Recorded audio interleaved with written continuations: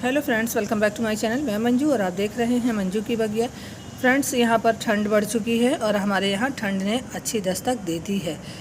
ठंड इतनी ज़ोर शोर से है कि घर से बाहर निकलने का मन नहीं हो रहा है और लोग निकल भी नहीं रहे हैं। लेकिन हम सभी का क्या है, हम गार्डनर्स हैं, हमें तो अपने प्लांट्स के साथ जीना है।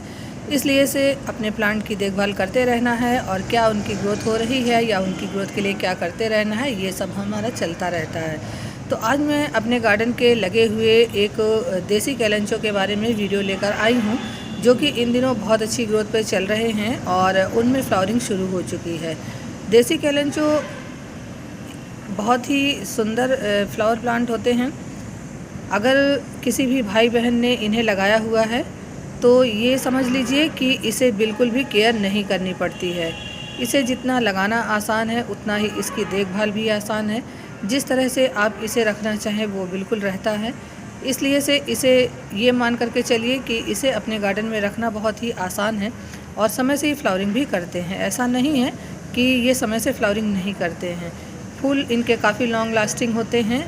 सेम उसी तरह से छोटे छोटे फूल होते हैं जैसा कि हाइब्रिड कैलेंचो में फ्लावरिंग होती है। तो चलिए आज इसी के ऊपर छोटी सी वीडियो में लेकर आई हूँ।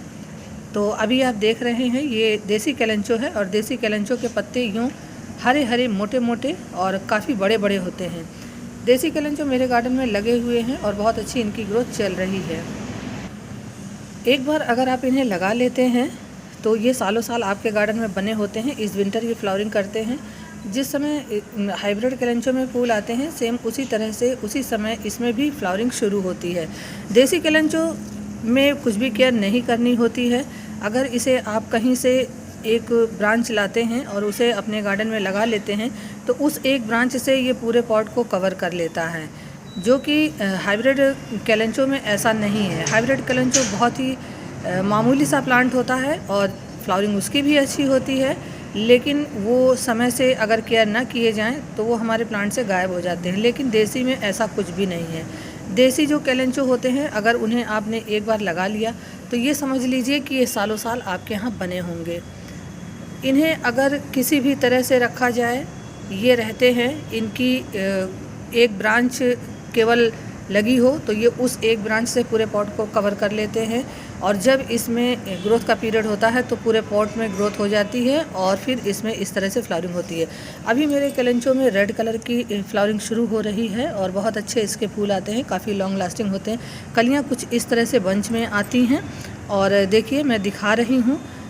इसे एक पत्ते से भी लगाया जा सकता है क्योंकि एक सैकुलेंट वैरायटी प्लांट है और अगर आप इसका एक पत्ता भी मिट्टी में ग्रो कर देते हैं अच्छी वेल्डेन मिट्टी में और बहुत कम मामूली सा पानी देना है उस पत्ते में, तो ये जान लीजिए कि सीज़न में उसमें जड़ें आ जाती हैं, यानी रूट्स आ जाती हैं।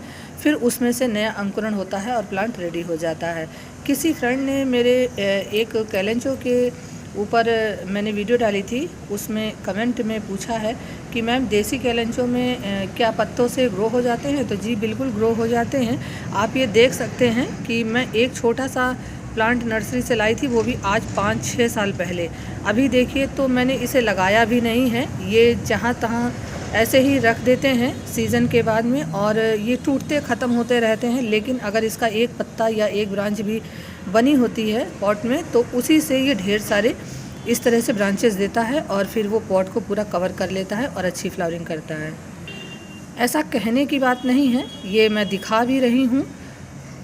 अभी भी ये 5-6 सालों से मेरे गार्डन में बने हुए हैं। जहाँ भी इनकी एक ब्रांच टूटती है वहाँ ये जड़ पकड़ लेते हैं और फिर इनकी अच्छी ग्रोथ होती है क्योंकि ये जड़ों से फैलते हैं। तो छोटी सी छोटी ब्रांच या छोटी सी छोटी एक पत्ती भी इनकी गिरती है तो वो ये ग्रो हो जाते हैं। जैसे कि यहाँ पर देख रहे हैं ये एक मोटी सी लीफ है, मैं इसे तोड़ कर दिखाती हूँ।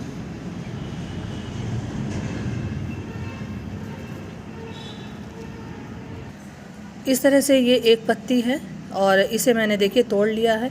कहीं भी इसे मिट्टी में अगर धंसा दिया जाए तो ये अच्छी तरह से इसमें से रूट्स निकल जाएंगी और प्लांट तैयार हो जाएगा।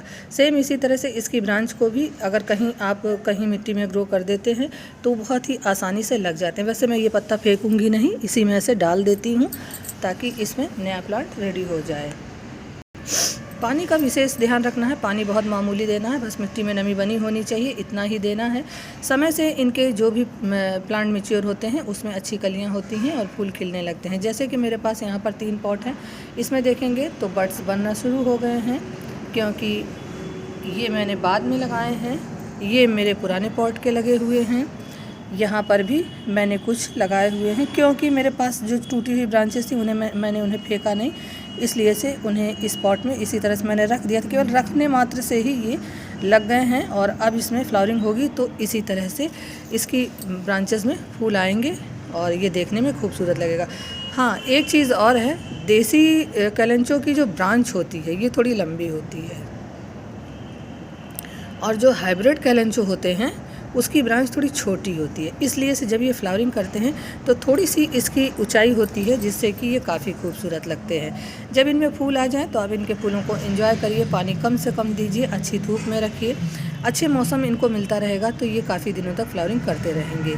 फूलों की बात करें तो इनके हर ब्रांच में कलियाँ आती हैं और फूल खिलते हैं। यहाँ पर आप देख सकते हैं, यहाँ पर बर्ड्स बन रही हैं और इसमें भी तमामों बर्ड्स आ रही हैं। तो यही थी देसी कैलेंचो पर हमारी छोटी सी वीडियो। उम्मीद करते हैं पसंद आई होगी। फिर मिलेंगे किसी नेक्स्ट वीडियो में नेक्स्ट टॉपिक को लेकर के, तब तक के लिए बाय।